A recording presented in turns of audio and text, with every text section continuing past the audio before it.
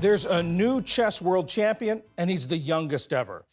18-year-old Gukesh Dammaraju defeated defending title holder Ding Liren of China at the World Championship in Singapore.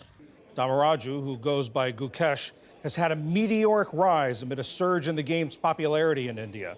This is what the chess-based India's broadcast looked like when Ding made a blunder that opened the door to Gukesh's victory. Look at you. What? What? Oh my God!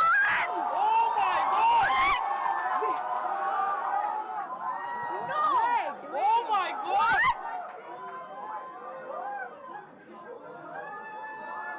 Guys! Guys, sit Rook down. takes rook and bishop d5. Look at Gukesh, he sees it. Oh my He sees it. After the match, Gukesh talked about going bungee jumping.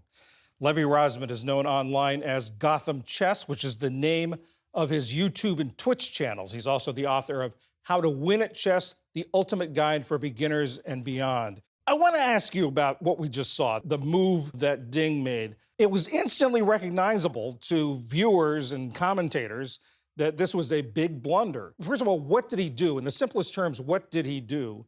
And how can a player at that level make a move like that? Yeah, I'm going to try to do my best here. I can summarize this as an interception in the Super Bowl with 30 seconds remaining that turns into a touchdown. That level of kind of turnaround.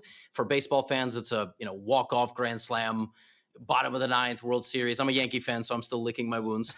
It was a shocking, shocking mistake. And the reason why it was so shocking is Ding had very few pieces remaining, and he was down one pawn, which is the least you can have kind of a difference.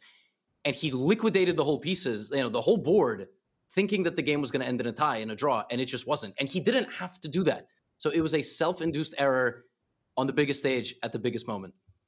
Let's talk about Gukesh. He was a grandmaster at 12. This past summer, he won gold at the Chess Olympiad. If you go to the World Chess Federation site, he's ranked as both an adult and a junior. What's the significance of him now being world champion? It's massive. So for the last, let's say, 10 or 15 years, chess has had several stars, but one superstar, unlike, let's say, tennis, which has the big three with Novak Djokovic, Roger Federer, and Rafael Nadal. We have Magnus Carlsen. Before Magnus, we had a few very strong top players, including Vishwanathan Anand from India, who started this whole chess boom in India. And before that, Kasparov, Garry Kasparov, who some of the folks who are listening right now might know about. But Gukesh is the next generation. He's 18, and we've been waiting for the next teenage superstar to break through. And he basically completed chess in a year. He won the Chess Olympiad with India. He was a dominant force for them on the first board, and he won the candidates tournament to qualify for the World Championship, and now he's the world champion. So talk about solving the game. You mentioned Magnus Carlsen, a former world champion. He won his world championship, the first one, in 2013 by defeating the only previous Indian world champion, Vishy Anand. It was in Chennai, which is Gukesh's hometown. He was a spectator at that match, and he said his dream of becoming world champion started then. When Magnus won, I thought, I really want to be the one to bring back the title to India. And this dream that I had like more than 10 years ago has been the single most important thing in my life so far. What's this going to do to chess, not only in India, but around the world?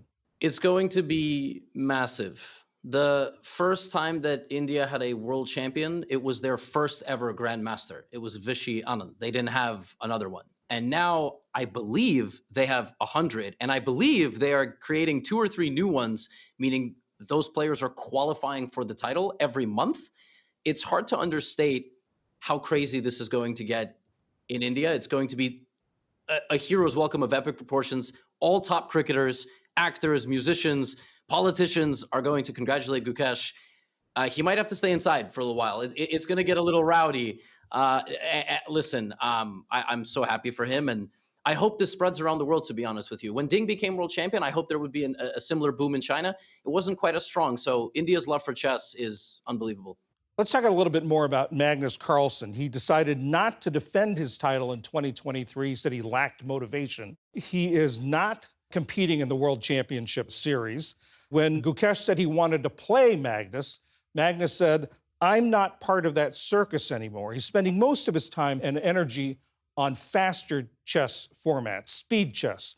What does that say about where chess is right now? It doesn't sound good to the average person, right? We all have a sport we follow, and that sport has a champion at the end of the year. But most of those sports, it's then open. It's not like the Kansas City Chiefs just wait for somebody to qualify to play against them. And chess has that format. We have that boxing system where we bring up a challenger to a champion. It's to be determined if that's the best system, but Magnus Carlsen was clearly not interested, like he said in his own words, participating in that circus anymore. Can we have a reunification bout? Maybe.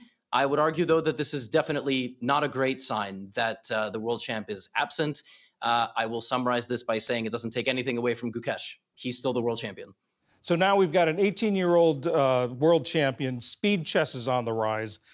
As you look forward to the future, what excites you about the future of chess? What excites me the most is right now we've got a lot of innovators. We've got people coming in trying to speed the game up. And the biggest problem that chess has is that it's not a TV product in a sports form. I'm not saying we need 400 advertisements in the middle of the game and you miss a move, but what I am saying is we need to make it digestible and understandable for people at home. And I'm willing to bet, John, that most people that listen to me right now will agree with this and go, I don't follow chess on a day-to-day basis. And sometimes I'm in a city where a big event is happening and people don't know what's happening, but they love chess. That's our biggest problem. That's what I'm most excited for us to tackle in the future. Levy Rozman on the future of chess. Thank you very much. Thank you.